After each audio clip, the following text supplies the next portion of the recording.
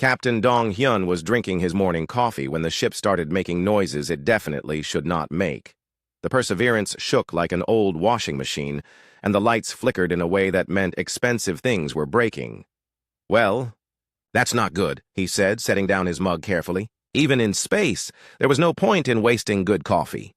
Engineer Ji-won's voice came over the speakers, sounding annoyed rather than panicked. "Captain, the FTL drive just did something really stupid. We're not where we're supposed to be." Dong Hyun walked to the bridge, where his crew was staring at screens, showing things that definitely had not been there 5 minutes ago. Huge metal structures floated in space, bigger than cities. Ships that looked like they could eat planets for breakfast moved between them in perfect formations. "So," Dong Hyun said, settling into his captain's chair, "where exactly are we?" Dr. So Young looked up from her instruments. Her face had that expression she got when the universe did something interesting without asking permission first. "According to these readings, we're about 40,000 light-years from home. Also, there are approximately 200 alien vessels surrounding us, and they all have weapons pointed in our direction." "Huh," Dong Hyun said. He picked up his coffee mug, which had somehow survived the trip. "Any idea how we got here?" "The FTL drive had what I can only describe as a nervous breakdown," Ji-won reported. "It's like it forgot how physics works for about 30 seconds. Commander Tae-min was studying the tactical display with the same expression he used when reviewing football plays. The alien ships are maintaining attack formation, but they haven't fired yet, probably waiting to see what we do." "Polite of them," Dong Hyun observed. A new voice filled the bridge, speaking in a language that sounded like angry metal being bent into shapes. The translation system took a moment to figure it out, then announced, "Unknown vessel, you have violated the sacred borders of the Viridian Empire. Surrender immediately or face complete annihilation." Dong Hyun pressed the communication button. "Hello there. This is Captain Dong Hyun of the human vessel Perseverance. We seem to have taken a wrong turn somewhere. Could you possibly give us directions back to the Milky Way?" There was a long pause. Then the alien voice came back, sounding confused. "Did you just ask for directions?" "Yes, please. Our navigation system had a bit of a malfunction. We're supposed to be surveying asteroids near Alpha Centauri, not wherever this is." Another pause. Dr. So Young was grinning now, the way she did when she found something fascinating to study. She had started scanning the alien ships and was making small, excited noises at her readings. "You will prepare for boarding," the alien voice announced. "Resistance will result in immediate destruction." "Sure thing," Dong Hyun replied. "Fair warning, though, we've got about 200 people on this ship, and we're almost out of coffee. If you could point us toward the nearest place to get supplies, that would be great." Taemin looked at his captain with the expression of someone who had given up trying to understand his commanding officer years ago. "Sir, shouldn't we be more concerned about the immediate destruction part?" "They're probably just being dramatic," Dong Hyun said. "Most people are when they meet someone new. Remember when we first contacted the Mars colonies? They threatened to shoot us too. And they turned out to be perfectly reasonable once we explained we just wanted to trade for their hydroponic tomatoes." The alien ships began moving closer. Up close, they were even more impressive. Each one was easily the size of a small moon, covered in weapons that could probably turn planets into gravel. The crew of the Perseverance watched with interest as docking tubes extended toward their ship. "Fascinating," Dr. So Young murmured, still buried in her readings. "Their technology is quite advanced, but they're using terribly inefficient energy distribution methods. I bet I could improve their power output by at least 30% just by rerouting a few connections." "Doctor," Taemin said carefully, "they're about to board our ship with what I assume are heavily armed soldiers." "Oh yes, that should be interesting," So Young replied without looking up. "I wonder if they breathe oxygen. The atmospheric readings are all over the place." The docking procedure completed with a series of mechanical clanks that echoed through the ship. Ji-won's voice came over the intercom again. "Captain, we've got company. Big company, with lots of weapons and what appears to be really bad attitudes." "Send them to the main conference room," Dong Hyun instructed. "And someone put on a fresh pot of coffee. It's only polite." 10 minutes later, the conference room contained 3 humans and 5 aliens who looked like they had been designed by someone with anger management issues. They were tall, covered in scales that shifted between silver and black, and their eyes glowed with an unsettling red light. Each one carried weapons that hummed with barely contained energy. The leader stepped forward and spoke in that same harsh language. The translator worked overtime before announcing, "I am Commander Cathar of the Viridian Third Fleet. You will surrender your vessel and submit to processing." Dong-hyun gestured to the chairs around the conference table. "Please, have a seat. Coffee?" Commander Cathar stared at him for a long moment. "You offer me coffee?" "Well, yes, it's fresh. Jiwon makes excellent coffee. It's one of the requirements for serving on this ship." "You do realize," Cathar said slowly, "that my fleet could reduce your ship to atoms?" "I'm sure you could," Dong-hyun agreed pleasantly. "That's quite a fleet you have out there. Very impressive. Are you exploring this area, or do you live around here?" Cathar looked at his soldiers, who looked back with expressions that suggested this was not how first contact usually went. "We are the Viridian Empire. We have conquered 47 star systems. We bow only to the great hegemony which rules the galaxy with absolute power."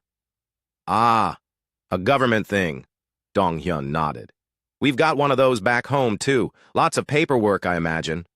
Dr. So-young looked up from the scanner she had been discreetly pointing at the aliens. "Excuse me, Commander Cathar, but would you mind if I asked about your atmospheric requirements? I'm getting some very interesting readings from your respiratory system." "You are scanning me?" Cathar's eyes glowed brighter. "Oh yes, it's fascinating. Your species appears to process oxygen about 15% more efficiently than humans. I'd love to know how you manage that. Is it a genetic adaptation or some kind of technological enhancement?" Commander Taemin cleared his throat. "Perhaps we should focus on the more immediate concerns, such as why we're surrounded by warships." "Standard procedure," Cathar replied, though he seemed increasingly confused by the human's casual attitude. "All unknown vessels are considered threats until proven otherwise." "Makes sense," Taemin agreed. "We do something similar back home, though usually we just ask for identification and a flight plan." "Your world has space traffic control?" one of the other aliens asked. "Oh yes, very strict about it too. You wouldn't believe the paperwork if you don't file the right forms." Cathar was beginning to look like someone trying to solve a puzzle with half the pieces missing. "You speak of your world as if it is organized." "Well, mostly," Dong-hyun said. "We have our moments. There was that incident with the AI uprising, but we worked it out. And the climate wars were a bit messy, but we got through those too." "Climate wars?" Cathar repeated. "Long story.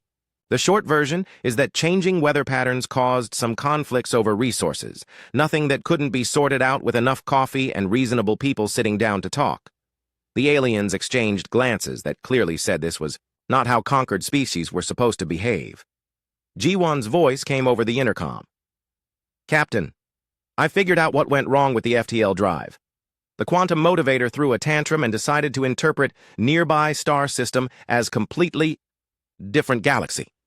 I can fix it, but I'll need about 6 hours and possibly some duct tape." "Take your time," Dong-hyun replied. "We seem to have found some interesting new neighbors." Commander Cathar stood up slowly. "You will come with us to the sector capital. The administrators will decide what to do with you." "Sure thing." "Mind if we bring our own ship? It's got all our stuff on it." "Your vessel will be escorted."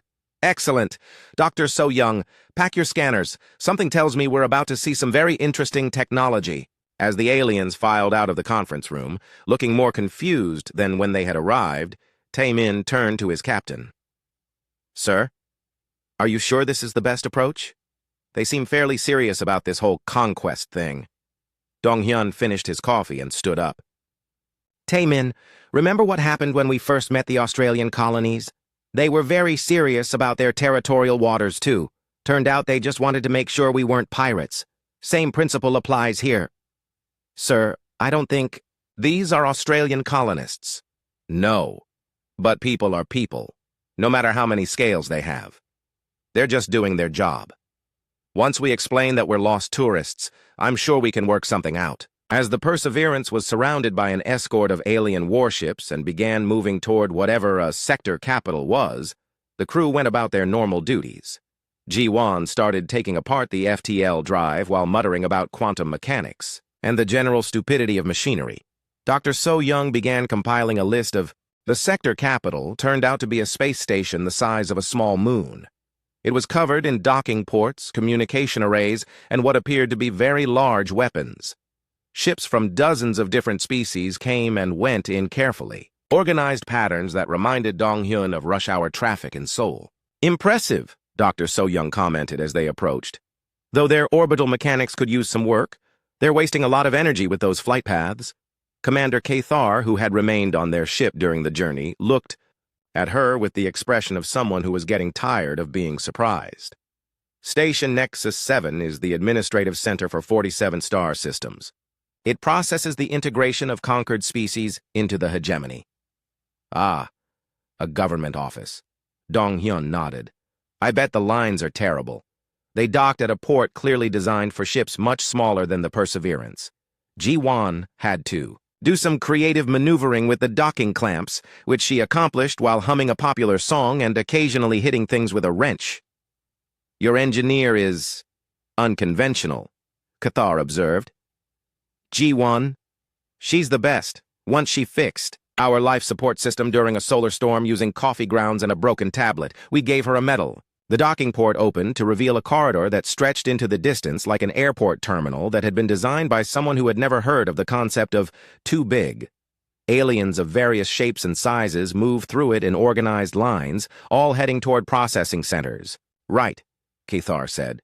"You will join the integration queue and wait for your species classification interview." "How long does that usually take?" Dong-hyun asked. "For a typical species? 6 to 8 hours. Possibly longer if there are complications." "Not too bad. I've spent longer than that at the DMV."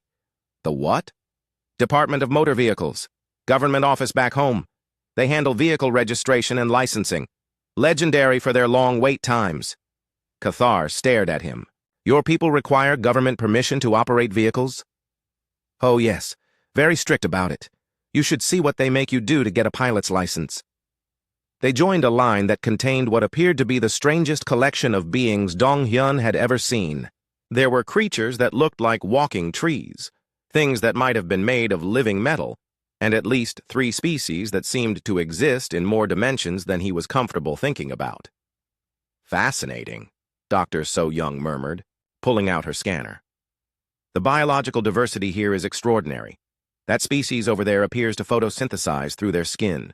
And those beings are actually collective organisms. Each individual is made up of thousands of smaller creatures working together." "Doctor," Taemin said quietly, "maybe don't scan the other prisoners." "Prisoners?" "Oh no, they're not prisoners," Cathar corrected. "They are conquered species awaiting integration into the hegemony. It's a great honor." "Right," Dong-hyun said, "like jury duty." The line moved slowly but steadily. Dong-hyun struck up conversations with the aliens around them, asking about their home worlds and how they had ended up at the station. Most of them seemed confused by his friendly attitude. Several mentioned that they had never met a conquered species that wasn't either terrified or crying. "Your species seems remarkably calm," observed a being that looked like a 6-foot-tall insect, with too many eyes. "Are you not concerned about your fate?" "Should we be?" Dong-hyun asked. "I mean, what's the worst that could happen? Paperwork?" "Paperwork," the insect creature repeated. "You know, forms to fill out, documentation to provide, that sort of thing. Bureaucracy."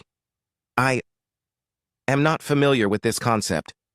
"Lucky you. We've got entire government departments back home devoted to creating forms for other departments to fill out." After about 4 hours in line, they reached the front desk. The being behind it looked like a cross between a filing cabinet and a very grumpy octopus. It had dozens of arms, each operating different computer terminals simultaneously. "Species Classification Form 47B, it announced in a bored voice. "Standard Integration Protocol. Name of species, homeworld designation, technological level, military capabilities, special requirements for containment." Dong-hyun accepted the form, which was printed on something that felt like metal but bent like paper. "This is quite comprehensive. Who do I ask if I have questions?" The octopus thing's eyes all focused on him at once. "Questions?" Well, yes. Some of these categories are a bit vague. For instance, under technological level, do you want our current capabilities or our theoretical maximum? What is the difference? Well, we could build much more advanced technology if we needed to, but most of the time we don't bother. It seems like overkill for everyday problems. The clerk's arms stopped typing. Overkill? You know, using more force or technology than necessary, like using a sledgehammer to crack a nut. Dr. So-Young looked up from her own scanning. Excuse me, but your computer system is fascinating. Is that a quantum processing array? The efficiency is remarkable, though I notice you're losing about 12% of your processing power to recursive loops in the memory management system.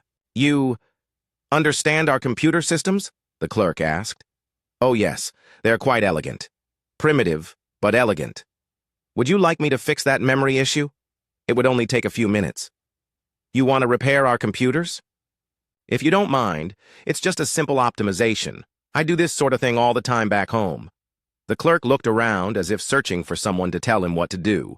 Finally, he gestured to a panel on the side of his workstation. If you could improve efficiency. So-Young pulled out a small device that looked like a cross between a screwdriver and a smartphone.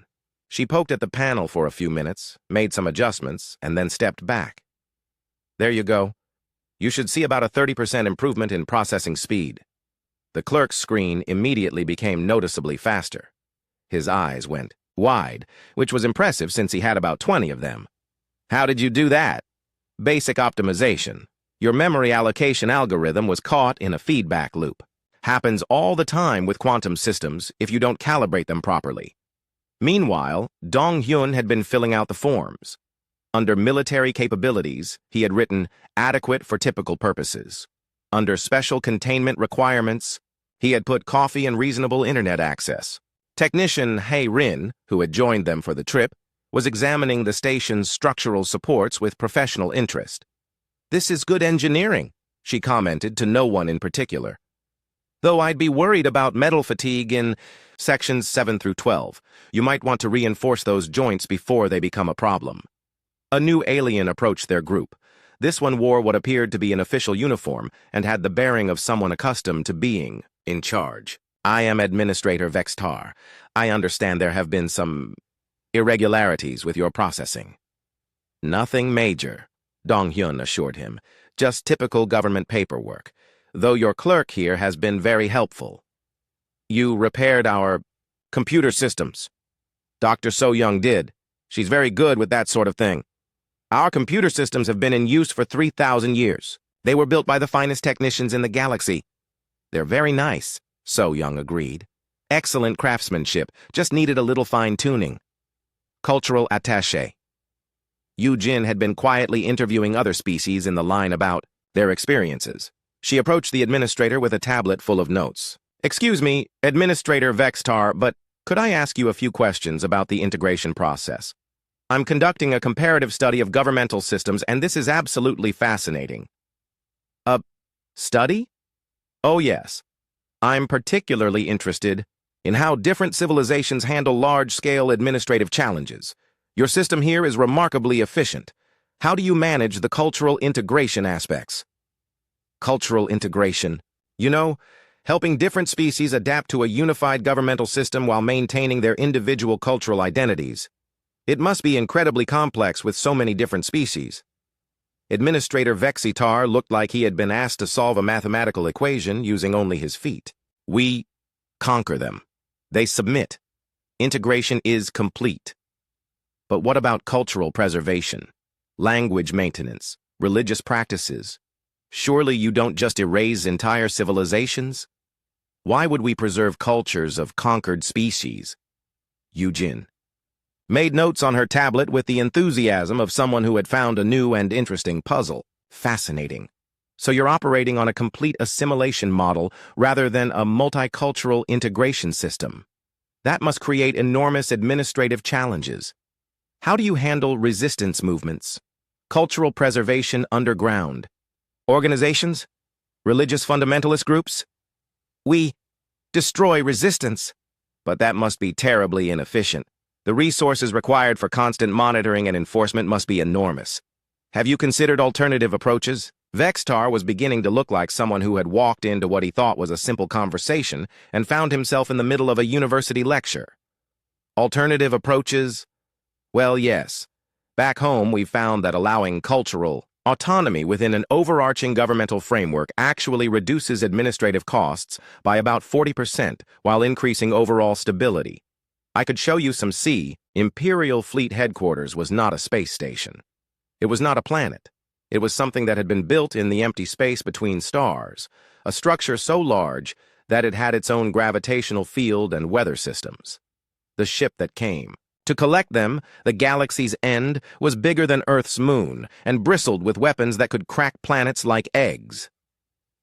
Now that's impressive, Pilot Nara commented as they approached the massive vessel. She was studying the tactical displays, with the same expression she got when playing particularly challenging video games, though their firing patterns are kind of predictable. See how they've got those weapon clusters arranged? Big blind spot on the lower starboard side. Commander Taemin looked at her with concern. Nara, please tell me you're not analyzing their defenses. Just professional curiosity, she replied. Besides, their ship design is really interesting, very intimidating, but not very practical. All those weapon ports must create structural weak points. The docking procedure this time involved their entire ship being swallowed by a bay that could have held a small city. Thousands of alien crew members in military uniforms watched as the Perseverance settled into its berth. The atmosphere was noticeably more serious than the government station. Right, Commander Cathar announced. You are about to meet Fleet Admiral Mordak, conqueror of the Spiral Rim and commander of the 3rd Imperial Battle Group. He has personally overseen the direct subjugation of 47 species. You will show proper respect. Of course, Dong-hyun agreed. Though just to check, what exactly counts as proper respect? Different cultures have different customs.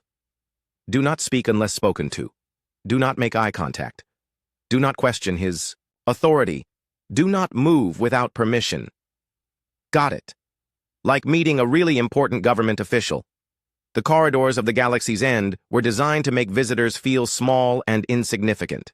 They were wide enough to drive trucks through, with ceilings that disappeared into darkness above. Every surface was covered in symbols that probably meant things like surrender and obey in various alien languages.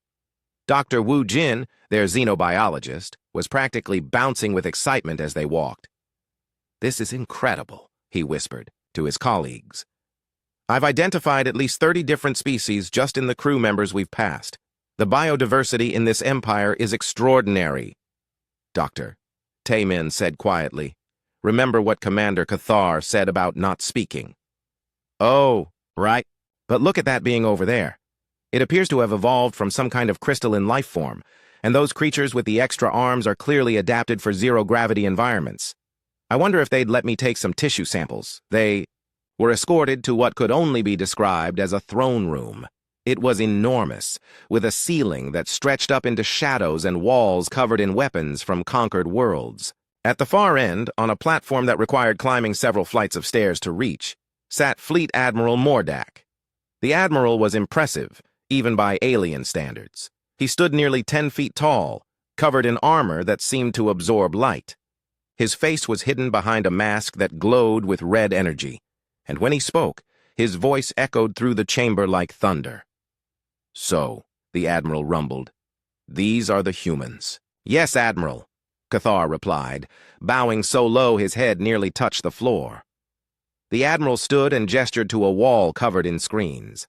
The displays lit up to show a barren moon orbiting a distant planet. Do you see this, humans? Yes, sir, Dong-hyun replied politely. Watch carefully. The moon disappeared. Not in an explosion or a flash of light. It simply ceased to exist, replaced by a cloud of particles that drifted away into space. Impressive, Dong-hyun said. What kind of weapon system was that? The Admiral's mask turned toward him, and the red glow intensified. You ask about weapon systems? Professional curiosity. We had to do something similar back home during the urban renewal projects, though we used nuclear charges instead of whatever that was. Much messier. You destroyed moons for urban renewal? Well, not whole moons. Just the ones that were causing tidal problems for the coastal cities. After the ice caps melted, we had to get creative with flood management. The Admiral was silent for a long moment. You destroyed moons to manage flooding, among other things. Dr. Kim's team came up with the idea after the third time New Seoul got wiped out by tsunamis. Very elegant solution, actually. Nara was still studying the weapon displays with professional interest. That's a really nice disintegration beam. Very clean. How do you prevent the gravitational shockwaves from affecting nearby planets? You understand weapons technology? The Admiral asked. Oh, sure. Basic physics. Though our stuff back home works a bit differently. We tend to use more brute force approaches. Less elegant, but easier to maintain. Admiral Mordak descended from his platform with slow, measured steps. Each footfall echoed through the chamber like a drumbeat. You speak of your world as if it possesses advanced military technology. Well, adequate for our needs, Taemin replied. Nothing as fancy as what you've got here. We make do with what we have. And what, exactly, do you have? Standard planetary defense systems, a few orbital platforms, some mobile response units. Nothing too sophisticated.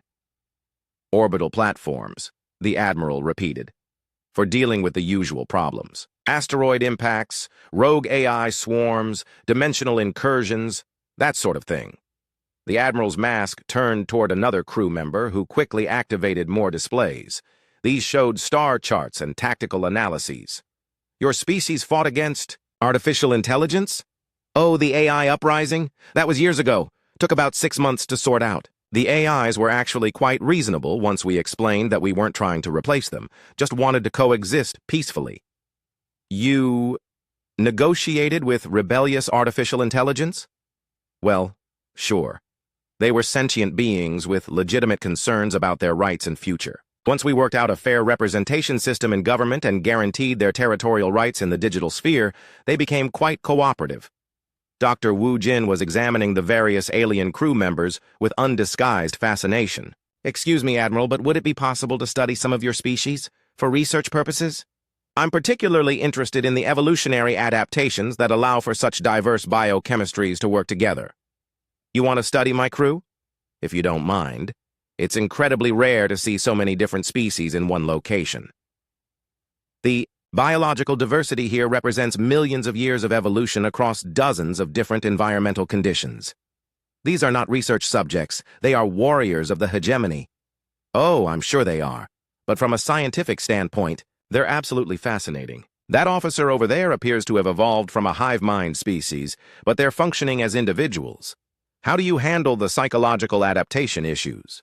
The Admiral looked around his throne room as if seeing it for the first time. His most trusted officers, veterans of countless conquests, were being treated like interesting museum exhibits by a cheerful human scientist. You do not fear us, the Admiral stated. Should we? Dong Hyun asked. You seem like reasonable people, doing your jobs. A bit formal maybe, but that's just military culture. We have conquered 47 star systems. That's quite impressive. Must be a lot of work coordinating operations across such a large area. How do you handle the logistics? Logistics? Supply lines, communication networks, personnel management. With that many different species and planets, the administrative challenges must be enormous. Engineer Ji-won looked up from the device she had been using to scan the ship's systems. Excuse me, Admiral, but your shield generators are running about 15% below optimal efficiency. It's probably just a calibration issue, but you might want to have someone take a look at the harmonic resonance in the primary emitters. You are analyzing our defenses? Just the basic maintenance stuff. Your ship is beautifully built, but the power distribution system could use some fine-tuning. I noticed the fluctuations when we docked. And you think you could improve our systems? Oh, sure. This is pretty standard technology. Advanced, but based on familiar principles. Would you like me to show you what I mean? The Admiral looked at his crew, his conquered throne room, and his ultimate weapons of galactic domination. Then he looked at the humans, who were treating his mighty fortress like an interesting technical puzzle. What exactly, he said slowly, is your homeworld like? Earth? It's nice. Mostly temperate climate, though we had some issues with global warming for a while. About 7 billion people, give or take. Pretty standard stuff. 7 billion. The Admiral repeated. Well, more now probably. The population's been growing since we got the food distribution problem sorted out. And these 7 billion humans all possess your capabilities? What, basic technical knowledge? Sure. You have to understand technology pretty well just to function in modern society. Most people know how to maintain fusion reactors, operate quantum computers, that sort of thing. Most people. Well, it's taught in school, along with basic physics, dimensional theory, and crisis management. Standard education. The Admiral was quiet for a very long time. Finally, he activated a communication system and spoke in his own language. The conversation was brief, but intense. I am transferring you to the capital world was called Supremus, and it was exactly what someone would build if they wanted to make sure visitors understood how important they were. The entire planet was one massive city with towers that reached into space and architecture designed to make people feel like insects. Trillions of beings from thousands of species lived and worked there, all serving the Emperor who ruled from a palace at the planet's center. Bit over the top, isn't it? Dong Hyun commented as their transport descended toward the palace. The building covered an area the size of a small country and rose into the clouds like a mountain made of crystal and metal. The Emperor's palace represents the power and glory of the hegemony, their escort explained. This was a new alien, even more formally dressed than the others they had met. It has stood for 50,000 years as a symbol of eternal rule. Must be a nightmare to heat, Ji-Wan observed. The energy costs alone would bankrupt most planets. Security. Chief Min-Seo was studying the palace defenses with professional interest. Interesting security setup. Very impressive looking, but they've got some obvious weak points. Those decorative towers would be perfect for establishing elevated firing positions, and the main entrance is way too exposed. Min-Seo, Tae-min warned. Please don't plan an assault on the Emperor's palace. I'm not planning an assault. I'm just saying if someone wanted to, they could probably do it with a decent team and some basic equipment. The throne room made Admiral Mordak's chamber look like a small office. It was a space so vast that it had its own weather system, with clouds forming near the ceiling and gentle rain falling in some areas. The floor was polished stone that reflected images of conquered worlds, and the walls showed scenes of great battles and surrendering armies. At the center of it all, on a throne carved from what appeared to be a piece of crystallized starlight, sat Emperor Zixthol the Eternal. The Emperor was not particularly large physically, but reality seemed to bend around him. The air shimmered with energy, and when he moved, space itself appeared to twist. His presence was designed to overwhelm mortal minds and drive lesser beings to their knees in worship. Well, Dong Hyun said, looking around with the expression of someone admiring an interesting museum, this is certainly impressive. The architecture is incredible. How do you keep the structural integrity stable with spaces this large? Emperor Zixthul spoke, and his voice came from everywhere at once, echoing through dimensions that humans couldn't see. Mortals, you stand before the eternal Emperor of the galaxy. Kneel. Thank you for seeing us, Your Majesty, Diplomat Kyung-ho replied with a polite bow. We appreciate you taking time from what must be a very busy schedule. The Emperor's glowing eyes focused on him. You do not kneel. Oh, sorry. Different cultural customs. On Earth, we usually shake hands when meeting important people. Though I suppose that might be difficult, given the dimensional distortion around your throne. Dimensional distortion. Yes, it's quite fascinating. You appear to be existing in several dimensional planes simultaneously. Dr. So-young, are you getting readings on this? Dr. So-young was already scanning the Emperor with her instruments, making excited noises. This is extraordinary. He's somehow maintaining a stable existence across at least 7 different dimensional frequencies. The energy requirements must be enormous. Energy requirements? Oh yes, this level of multidimensional manifestation would require constant power input equivalent to a small star. How do you manage the quantum stability? The dimensional shear alone should tear you apart. The Emperor stared at her for a moment. I am eternal. I have existed for 100,000 years. That's remarkable, Kyung-ho said, making notes on his tablet. Our own immortals back home would be very interested to meet you. They're always curious about different approaches to consciousness preservation. Your immortals? Well, we've got a few people who've been around for a while. Dr. Nakamura has been working on the same research project for about 2,000 years now. Very dedicated to his work. 2,000 years is nothing. Oh, absolutely. You're clearly much more experienced. It must give you incredible perspective on governmental management. I'd love to hear your thoughts on long-term policy implementation. The Emperor's form flickered, reality bending around him as he tried to process this conversation. You want my thoughts on policy? If you don't mind. Governing on such a massive scale for such a long time, you must have insights that would be invaluable for other civilizations. Other civilizations serve me, they do not govern. Right, centralized authority. That's one approach. Though it must be challenging to maintain effective administration across such vast distances with so many different species. How do you handle the cultural integration issues? Mincio was discreetly examining the palace guards, who stood like statues around the throne room. Your security team is very disciplined, she commented to one of them. Though you might want to consider rotating their positions more frequently. Standing in one place for too long creates muscle fatigue, which can slow reaction times. The guard, a being that looked like it was made of living stone, turned to stare at her. You give advice to Imperial guards? Just professional observations. We had similar issues with our honor guards back home until we implemented proper rotation schedules. Emperor Zixthul's voice took on a different tone, less overwhelming and more puzzled. You speak of your world as if it has systems, organization. Well, yes, Dong Hyun said. Pretty standard stuff, really. Democratic government, civil service, law enforcement, that sort of thing. Nothing too complicated. Democratic government? You know, people vote for their representatives who make decisions about laws and policies. Though it can get a bit messy sometimes. Lots of debate and compromise. The people choose their rulers? In theory. In practice, it's more like, they choose who gets to deal with all the paperwork and angry constituents. Dr. So Young looked up from her scanner. Excuse me, Your Majesty, but would you mind if I examined your dimensional stabilization matrix? I'm getting some fascinating readings, but I'd love to understand how you maintain coherence across so many reality layers. You want to examine me?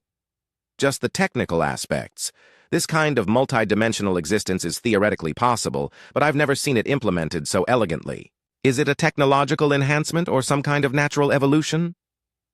The Emperor's form solidified slightly, becoming more human-like in appearance. I achieved immortality through mastery of cosmic forces beyond your comprehension. Impressive, So Young agreed. Though our approach is a bit different, we tend to use more straightforward methods. Cellular regeneration therapy, consciousness backup systems, that sort of thing. Consciousness backup? Standard procedure for anyone in a high-risk profession. Scientists, explorers, government officials. If something happens to your physical body, you can be restored from the backup. And this is common on your world? Well, not everyone needs it. Most people live normal lifespans. But for those who want to stick around longer, the technology is available. The Emperor was quiet for a long moment. When he spoke again, his voice was noticeably less overwhelming. Tell me about your world. Earth? It's nice. We've had our challenges over the years, but we've worked through most of them. The climate wars were a bit rough, and the AI uprising kept everyone busy for a while. Oh, and there was that thing with the dimensional breach that let in some unfriendly visitors from parallel universes. Dimensional breach? Long story. Some scientists were experimenting with reality manipulation and accidentally opened a portal to a universe where physics worked differently. The entities that came through weren't very friendly. And how did you resolve this crisis? Standard containment procedures. We isolated the affected area, negotiated with the entities to understand their intentions, and eventually worked out a treaty that satisfied everyone. You negotiated with beings from other dimensions? Well, yes. They were intelligent, just operating under different rules. Once we figured out how to communicate properly, they turned out to be quite reasonable. Kyung-ho was making more notes. Speaking of communication, Your Majesty, your translation systems are remarkably sophisticated. The linguistic processing required to handle so many different species must be incredibly complex. It is a simple matter for one with my power. Of course. Though we've found that cultural context is often more challenging than literal translation. How do you handle concepts that don't exist in certain species' worldviews? The Emperor stared at him. Concepts that do not exist? You know, like explaining democracy to a hive mind, or individual property rights to a collective consciousness. Cultural translation is often more difficult than linguistic translation. The Emperor began, then stopped. I command, they obey. Translation is unnecessary. That's certainly one approach, though it must limit your ability to benefit from the diverse perspectives and problem-solving approaches of different species. The Emperor's form flickered again, and for a moment he looked almost uncertain. Diverse perspectives? Well, yes. Different species, different ways of thinking about problems. We've found that our best solutions usually come from combining approaches from multiple viewpoints. Your species collaborates with others? Of course. The Emperor had dismissed his court and guards, leaving only the humans in the vast throne room. His dimensional aura had faded to something almost normal, and he sat forward on his throne with the posture of someone genuinely interested in a conversation. You mentioned, he said carefully, that your species has faced various challenges. I find myself curious about these experiences. Oh, sure, Dong-hyun replied. Though I should mention we brought along some historical records. If you're interested in the details, historian Sang-woo put together a presentation before we left Earth. Sang-woo stepped forward with a portable projector that looked remarkably simple compared to the Emperor's reality-bending technology. I'd be happy to show you some of our history, Your Majesty, though I should warn you it might seem a bit routine to us. Routine? Well, you know how it is. When you live through something, it just feels like daily life at the time. The projector activated, creating a holographic display in the air above them. The first image showed Earth from space, a blue and green world that looked peaceful and normal. This is Earth about 500 years ago, Sang-woo explained. Before the climate wars, population was around 6 billion, technology was developing nicely, and things were relatively quiet. Relatively quiet? The Emperor asked. Well, we had the usual problems. Some nuclear conflicts, a few AI rebellions, the occasional monster attack in major cities. Standard stuff for a developing civilization. The image changed to show cities under dark skies with massive storms and rising oceans. This is during the climate wars. The planet's weather systems had been destabilized by industrial activity, which led to resource conflicts and territorial disputes. How many died? The Emperor asked quietly. About 2 billion, Sang-woo replied matter-of-factly, though we managed to evacuate most of the coastal populations before the worst flooding hit. The orbital habitats were very helpful for temporary housing. Orbital habitats? Oh yes. We'd been building those for a while. Started with mining operations on asteroids, but they came in handy when we needed to relocate cities. The projection showed massive structures in space, each one the size of a small moon and clearly designed to house millions of people. The Emperor stared at them with growing amazement. These were temporary housing? Well, some people liked them so much they stayed permanently. The low gravity is great for certain industries. Military analyst Yoon-ji stepped forward as the images shifted to show what appeared to be a global war. The climate wars were interesting from a tactical perspective. Traditional warfare became almost impossible due to the weather, so we had to develop new approaches. The images showed battles fought in the middle of hurricanes, underwater cities defending themselves against tsunamis, and flying fortresses operating in perpetual storms. We learned a lot about adaptive strategy during this period, Yoon-ji continued. How to maintain supply lines in impossible conditions, urban warfare in flooded cities, that sort of thing. And you won these wars? The Emperor asked. Well, we ended them. Eventually, everyone realized that fighting over a planet that was trying to kill everyone was kind of pointless. So we worked together to fix the climate problem instead. Fixed? The climate?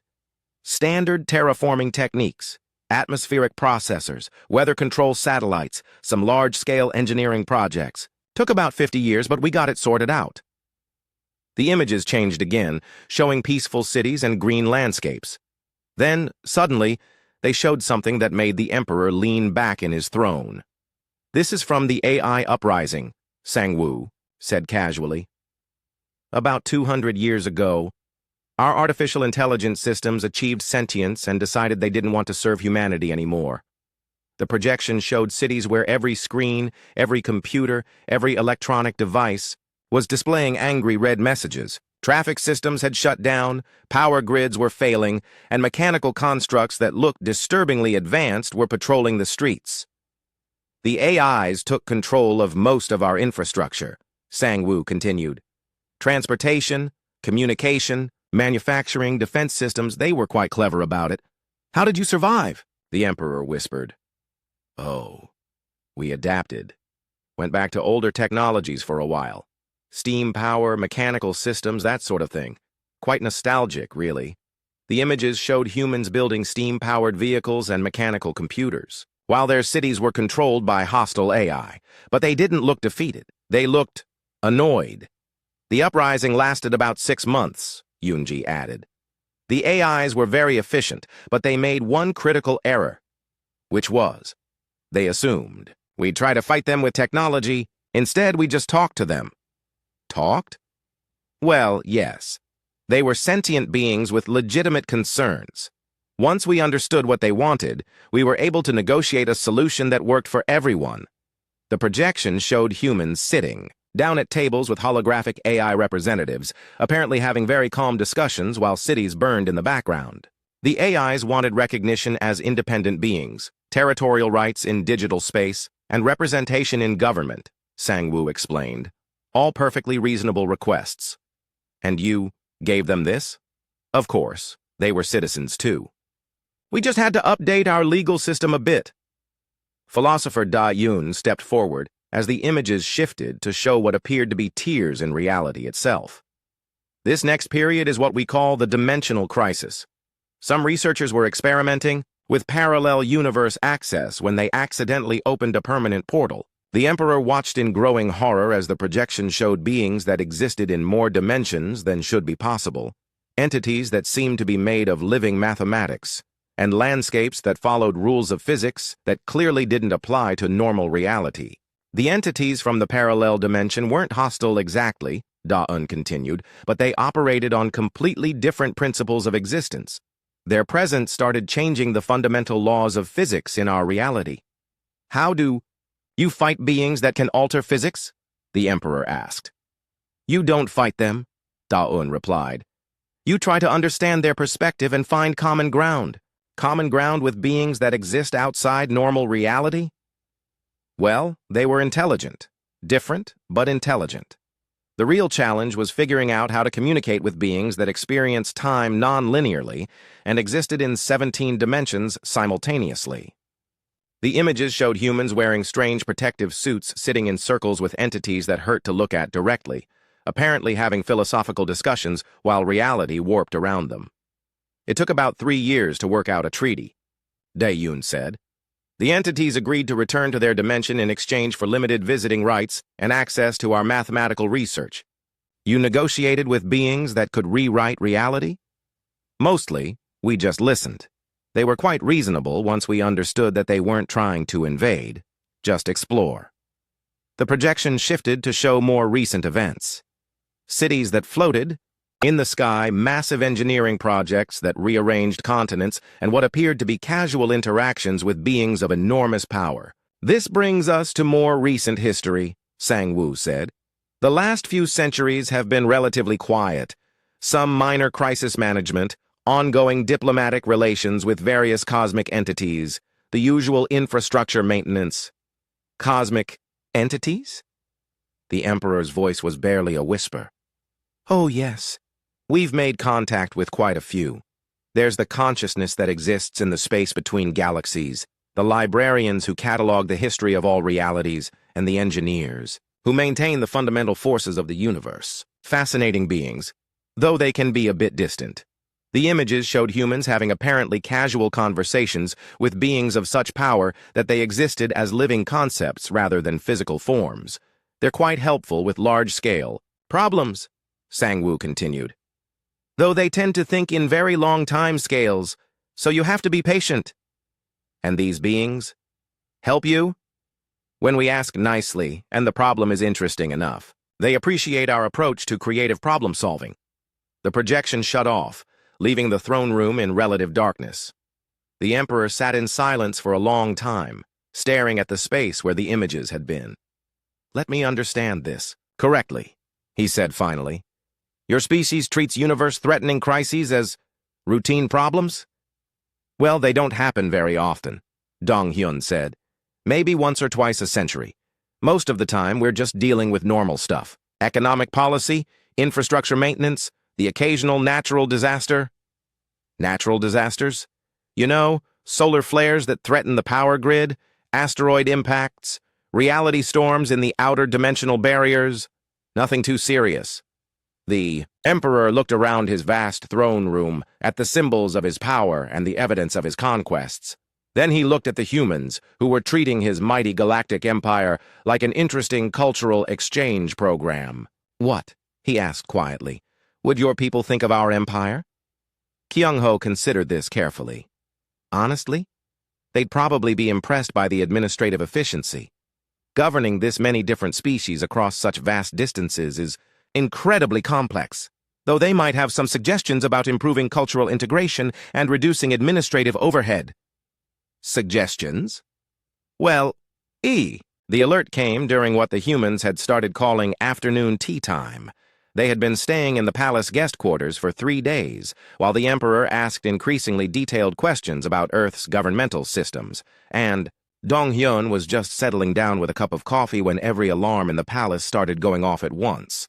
That's not good, Ji-won observed, looking up from the dimensional stabilizer she had been casually repairing for the Emperor. That's the sound machines make when something really bad is happening. The throne room was in chaos when they arrived. Aliens were running in all directions, screens were flashing with urgent messages, and the Emperor himself was standing in the center of it all looking more worried than a cosmic god being probably should. What's the situation? Dong-hyun asked one of the palace officials. The Devourer has returned, the official replied, his voice shaking. The ancient enemy that consumes galaxies. It approaches from the void between realities. Ah, Dr. So-young said, pulling out her scanner. A reality eater. We had one of those show up last Wednesday. Quite troublesome. The Emperor turned to stare at her. You have encountered a Devourer before? Well, similar entity, though ours was smaller. Only 8 solar systems instead of whole galaxies. Admiral Mordak appeared on the main screen, his usual composure completely gone. Your Majesty, our entire fleet is mobilizing, but our weapons have no effect. The entity exists outside normal space-time. We cannot fight something that treats physical laws as suggestions. How long do we have? The Emperor asked. At its current approach speed, it will reach the capital system in 6 hours. The Emperor's form began to flicker with stress. Evacuate the core worlds. Prepare the dimensional barriers. We must buy time for the civilian populations. Your Majesty, Admiral Mordak said quietly, the dimensional barriers will not hold. Our greatest weapons are useless against this entity. We estimate total galactic extinction within 48 hours.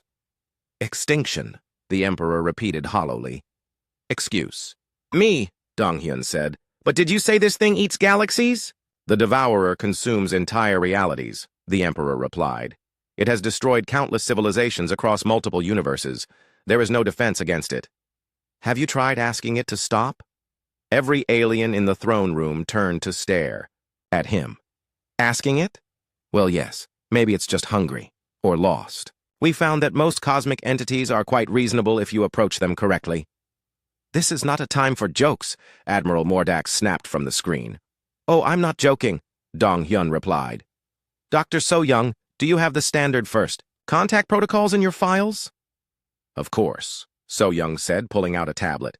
Though we'll need to modify them for a reality-eating entity. Sang-woo, do you have the linguistics package for cosmic-level communications? Right here, Sang-woo replied, producing his own device. I brought the expanded version just in case we met anyone interesting. The Emperor watched in amazement. as the humans began setting up what appeared to be communication equipment in the middle of his crisis command center. "What are you doing?" he asked. "Standard crisis response," Dong-hyun explained. "First, you try to understand what you're dealing with. Then you attempt communication. Violence is always the last resort. But this entity destroys galaxies. So did the consciousness of the void back home, until we explained that galaxies weren't actually food, just organized matter. Turned out, it was just confused about local dietary customs." Ji-won looked up from the equipment she was assembling. "Captain, I'm getting some interesting readings on this devourer thing. It's not actually destroying the matter it consumes. It's converting it to a different dimensional state." "Conversion rather than destruction," So-young mused. "That suggests it might be an entity that exists primarily in higher dimensions and doesn't understand that lower dimensional beings are actually alive." "A perspective problem," Da-eun added. "From its point of view, it might just be rearranging matter into a more useful configuration." The Emperor's advisors were staring at the humans with expressions of complete disbelief. "You're suggesting the Devourer doesn't know it's committing genocide?" "It's possible," Da-eun replied. "We had a similar issue with the Gardeners. Cosmic. Entities that were trying to improve entire solar systems by reorganizing them according to higher dimensional aesthetic principles. They had no idea that the reorganization process killed all the inhabitants." "And what did you do about the Gardeners?" the Emperor asked. "Invited them to tea and explained the situation. Very reasonable beings once they understood the problem." Admiral Mordak's image flickered on the screen. "Your Majesty, the entity has just consumed the Outer Rim systems. 12 billion beings are gone." "Converted," Ji-won corrected, studying her readings. "The matter and energy are still there, just in a different dimensional configuration. Theoretically reversible." "Theoretically reversible," the Admiral repeated weakly. "Oh yes," So-young added. "We've dealt with this before. The trick is convincing the entity to reverse the process voluntarily." Dong-hyun looked around the chaos of the throne room and made a decision. "Right. We need to make contact before this gets any worse. Your Majesty, could you clear the throne room? We'll need space for the communication array." "You want me to clear my throne room?" "Well, yes. Cosmic entity communication requires quite a bit of space. And we'll need some volunteers for the backup protocols in case the first contact goes badly." "Backup protocols?"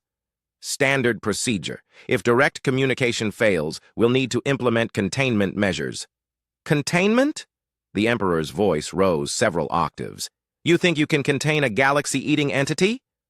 "If necessary," Dong-hyun replied calmly. "Though we'd prefer to avoid that. Containment is always messy, and the paperwork afterwards is terrible." 20 minutes later, the throne room had been converted into what the humans casually referred to as a cosmic communication center. Equipment that looked disturbingly simple was arranged in complex patterns, with cables running to devices that apparently worked on principles the Galactic Empire's scientists couldn't understand. "Right," Dong-hyun announced. "We're ready to make contact. Everyone might want to step back a bit. First contact with cosmic entities can be a bit overwhelming if you're not used to it." The communication array activated, and suddenly the throne room was filled with a presence that made the Emperor's dimensional aura look like a flashlight. Reality rippled, and for a moment, everyone present could see the universe from the perspective of something vast beyond comprehension. "Greetings," a voice said that seemed to come from the space between atoms. "We are the humans of Earth. We would like to speak with you about your current activities in this galaxy." The response was immediate and overwhelming.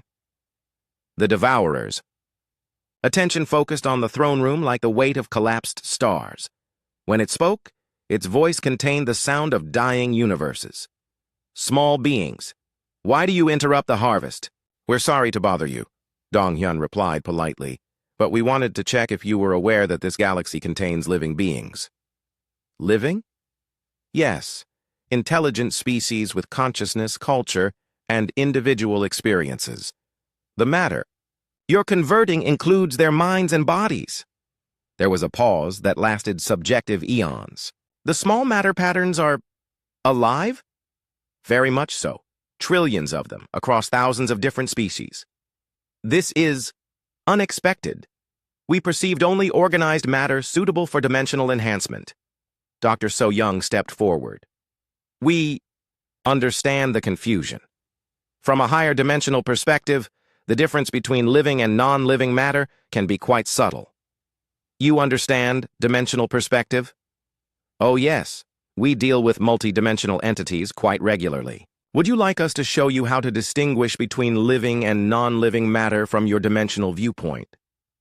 What followed was possibly the strangest tutorial in galactic history, as human scientists explained the concept of consciousness to a cosmic entity that existed outside normal reality. The Emperor and his staff watched in amazement as the Devourer's attention shifted from consuming the galaxy to asking increasingly sophisticated questions about the nature of life and intelligence.